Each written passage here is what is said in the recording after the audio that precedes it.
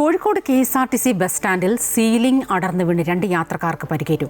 കായംകുളം സ്വദേശി മധു, മാനന്തവാടി സ്വദേശി അജിത് എന്നിവർക്കാണ് പരിക്കേറ്റത്. അതേസമയം KSRTC ടെർമിനൽ അനുയോജ്യമായല്ല നിർമ്മിച്ചത് എന്നുള്ള ആരോപണം ശക്തമാകുന്നതോടെ വിഷയം കോൺഗ്രസും ഏറ്റെടുക്കുകയാണ്. അറ്റകുറ്റപ്പണി കൊണ്ട് തീരുന്ന തകരാറാണ് ടെർമിനലിന് ഉള്ളതെന്ന് തോന്നുന്നില്ലെന്ന് കെ ജയന്ത് MLA പറഞ്ഞു.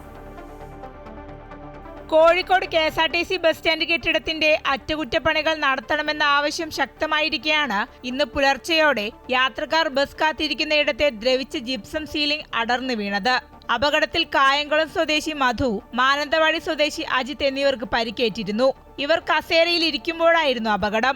ഇരുവർക്കും പ്രാഥമിക ചികിത്സ നൽകി. സംഭവം ഗൗരവകരമാണെന്നും ബസ് സ്റ്റാൻഡ് കെട്ടിടത്തിലെ തകരാർ അറ്റകുറ്റപ്പണികൾ കൊണ്ട് തീരുമെന്ന് തോന്നുന്നില്ലെന്നും സ്ഥലം സന്ദർശിച്ച ശേഷം Kozhikode north MLA K Jayant പറഞ്ഞു.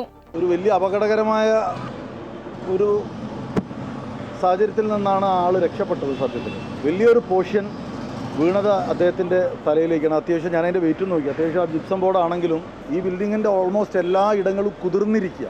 പക്ഷേ ഏതൊരു സാധാരണക്കാരനും മനസ്സിലാവുന്ന രീതിയിൽ ഈ ബിൽഡിങ് നല്ല രീതിയിൽ ബലക്ഷ ഉണ്ടായിട്ടുണ്ട്. അത് സ്ട്രക്ചറിൽ മാത്രമല്ല എല്ലായിടത്തും ഉണ്ടായിട്ടുണ്ട്.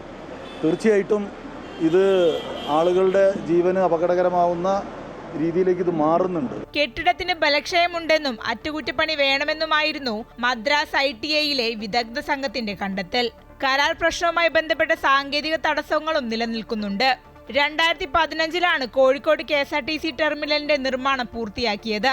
75 കോടി രൂപ ചെലവഴിച്ചായിരുന്നു നിർമ്മാണം. അമൃത ന്യൂസ്, കോഴിക്കോട്.